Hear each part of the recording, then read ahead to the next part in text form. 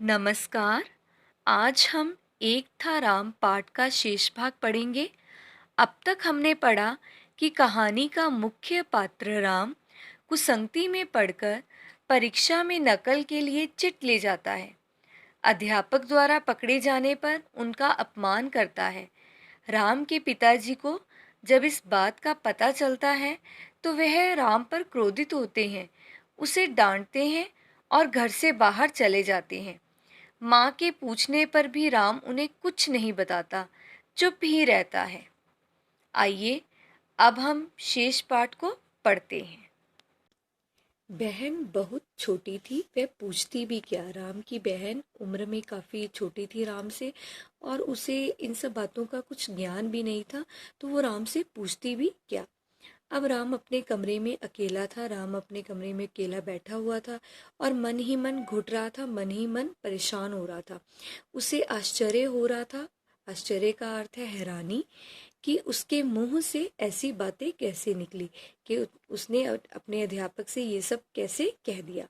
उल्टा चोर कोतवाल को डांटे, यह एक मुहावरा है जिसका अर्थ है खुद गलती करना और दूसरे को भला बुरा कहना। ये राम के लिए यहाँ प्रयोग किया गया है कि अध्यापक जी सही काम कर रहे थे और वह कह रहा था कि गलत काम कर रहे हैं। जैसे चोर चोरी करते हुए पकड़ा जाता है तो वो कोतवाल, कोतवाल किसे कहते हैं, पुलिस अधिकारी या थानेदार को ही डांटने लगे। और राम ने भी ऐसे किया। जब अध्यापक ने उसे नकल करते हुए पकड़ा तो वो उल्टा अध्यापक को ही भला बुरा कहने लगा। यही सब सोचकर उसे दुख हो रहा था, यही सब बातें वो सोच रहा था और दुखी हो रहा था। राम अपने मन में बहुत अधिक घुट रहा था, वह अत्यंत दुखी हो रहा था। राम यही सब बातें याद करके बहुत ज़्यादा परेशान हो रहा था, दुखी हो रहा था। एक ऐसे अध्यापक का अपमान करके जिनका कॉलेज में सभी सम्मान करते हैं, सम्मान का अर्थ है आदर। उसने एक ऐसे अध्यापक का अपमान किया था जिसका सभी आदर करते थे। राम सोच रहा था, मैंने अपने अध्यापक का अपमान किया, पर उन्होंने नकल वाली पर्ची अवश्य ली, किंतु मुझे निष्कासित होने से बचाया। निष्कासित का अर्थ है निकालना, बाहर करना। यदि वे चाहते तो फार्म भरवा लेते और तब मेरा 1 साल बर्बाद हो जाता। कि वो अपने मन में बैठा हुआ सोच रहा था कि उसने अध्यापक का अपमान किया, लेकिन केवल उन्होंने राम से पर्ची ही छीनी थी, कोई उसके विरुद्ध कार्रवाई नहीं की थी। जबकि परीक्षा में पकड़े जाने, नकल करते हुए पकड़े जाने पर विद्यार्थी पर कार्रवाई होती है, उसे 1 साल के लिए निकाल दिया जाता है और वो कहीं भी परीक्षा देने के की उसे अनुमति नहीं होती है, और जिससे कि विद्यार्थी का 1 साल खराब हो जाता है। स्वार्थ में आदमी अपना विवेक खो देता है। स्वार्थ का अर्थ मतलब, विवेक भले बुरे का ज्ञान। मतलब में व्यक्ति अपने भले बुरे का ज्ञान खो देता है। उस समय उसे उचित अनुचित, सही गलत क्या ज्ञान नहीं रह जाता। राम के साथ भी यही हुआ।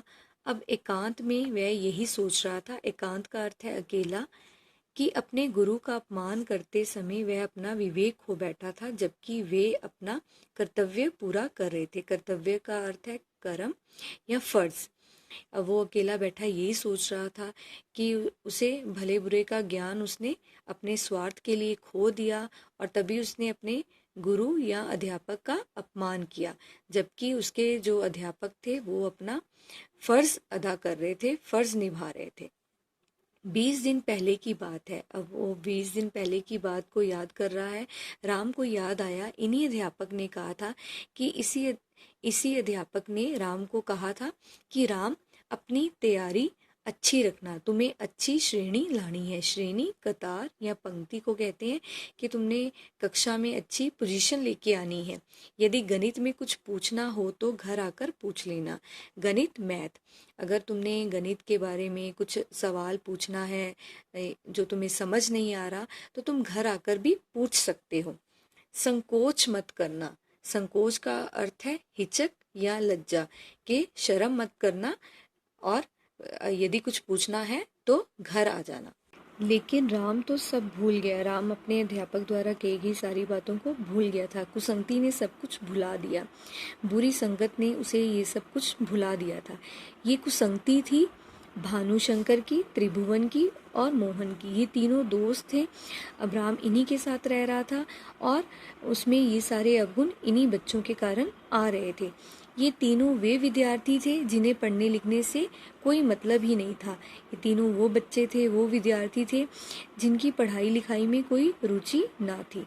घर से संपन्न थे, धनी थे, नौकरी करनी नहीं थी, इसीलिए ये भी चिंता नहीं थी कि मेहनत से पढ़ें। इतना उनके पास पैसा था कि उन्हें नौकरी करने की भी कोई ज़रूरत नहीं थी, इसीलिए वो पढ़ाई पर ध्यान नहीं देते थे। अपनी अपनी कार में पढ़ने आते थे, अपनी अपनी गाड़ियों में वो पढ़ने आते थे। नौकर साथ में आता था, नौकर भी उनके साथ में आते थे।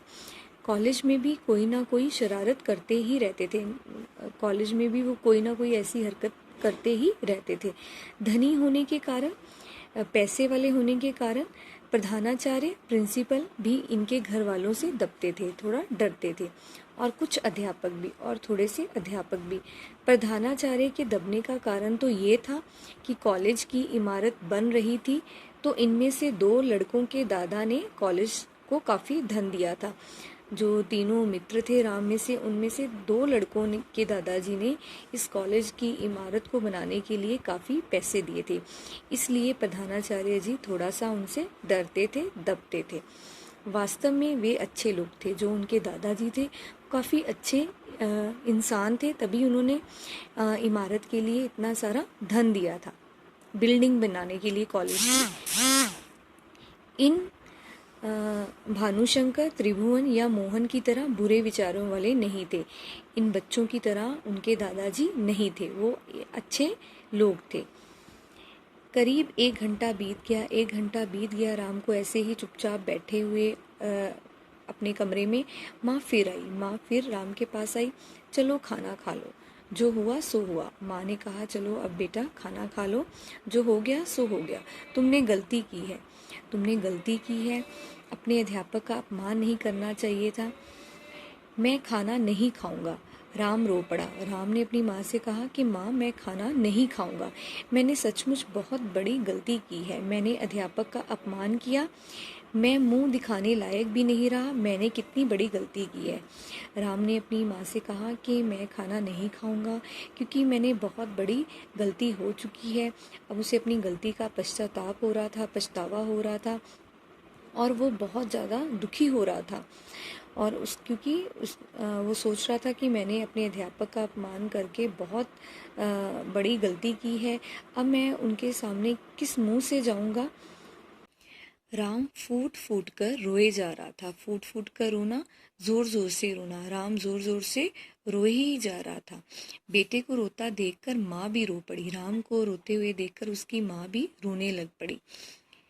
बहन की आंखों में भी आंसू आ गए। माँ और भाई को रोता हुआ देखकर उसकी बहन की आंखों में भी आंसू आ गए। अब तक राम के पिता भी आ चुके थे। राम के पिताजी राम से नाराज होकर घर के बाहर चले गए थे, लेकिन वह भी घर वापस लौट आए थे।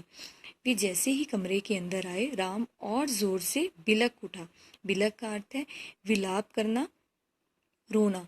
जैसे ही राम ने अपने पिताजी को देखा तो वो और जोर जोर से रोने लगा। पिताजी मुझे माफ कर दीजिए, पिताजी मुझे क्षमा कर दीजिए, मुझसे सचमुच भारी गलती हो गई। भारी का यहाँ अर्थ है बड़ी गलती हो गई। यहाँ भी इस चित्र में भी दिखाई दे रहा है कि राम अपने पिता के पास खड़ा है, साथ में बहन है और माँ है, और राम की आंखों में आंसू दिखाई दे रहे हैं। बेटे को रोता देखकर पिता का मन भी भर आया था। अब राम को रोते हुए देखकर उसके पिता भी मन ही मन दुखी हो रहे थे। बेटे की आंख से निकले ये आंसू पश्चाताप के आंसू थे, पछतावे के आंसू थे। उसे अपनी गलती का एहसास हो रहा था। ये दुख के सच्चे आंसू थे। ये राम के सच्चे आंसू थे। उसे अपनी गलती का पछतावा हो रहा था। रो मत, पिता ने दुखी होते हुए समझाया। कल तुम अपने अध्यापक के पास जाना, उनसे माफ़ी मांग लेना, वे तुम्हें माफ़ कर देंगे। मैं उन्हीं के पास गया था। राम के पिताजी ने राम को समझाते हुए कहा कि अब चुप हो जाओ और कल अपने अध्यापक के पास जाना और उनसे क्षमा मांग लेना, वो तुम्हें माफ़ कर देंगे।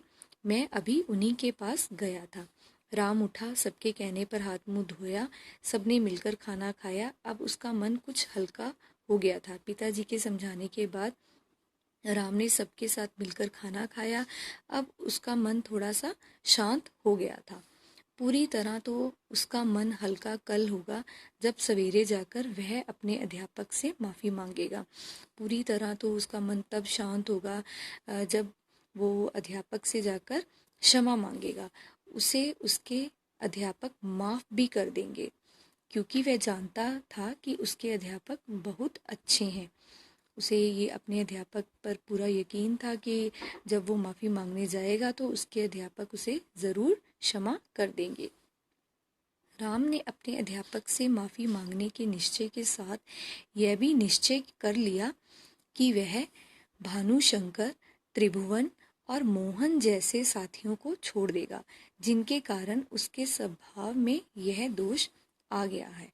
अब उसने ये भी फैसला ले लिया था कि अध्यापक से माफ़ी मांगने के साथ साथ वो इन सब दोस्तों की संगत भी छोड़ देगा, इनका साथ भी छोड़ देगा, जिसके कारण उसके स्वभाव में ऐसी सारे दोष आ गए थे, उसमें ये सब कुछ अवगुण आ गए थे। अब वह मेहनत से पढ़ेगा, अब वह सच्चे लगन से पढ़ेगा, पूरी मेहनत करेगा और अच्छे साथियों के साथ रहेगा और अच्छे दोस्त बनाएगा और उन्हीं के साथ ही रहेगा।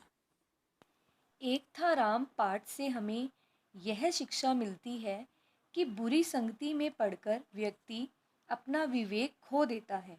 कुसंगति ईर्ष्या, द्वेष, लालच को बढ़ावा देती है। नकल करना चोरी करने के समान है। अतः नकल करने की अपेक्षा मेहनत से पढ़ाई करनी चाहिए। अपने अध्यापकों का सम्मान करना चाहिए। यदि हमसे कोई गलती हो भी जाती है तो उसे स्वीकार करना चाहिए और कभी भी उस गलती को दोहराना नहीं चाहिए। अच्छी संगति मनुष्य को अच्छे बुरे, सत्य असत्य की पहचान कराती है।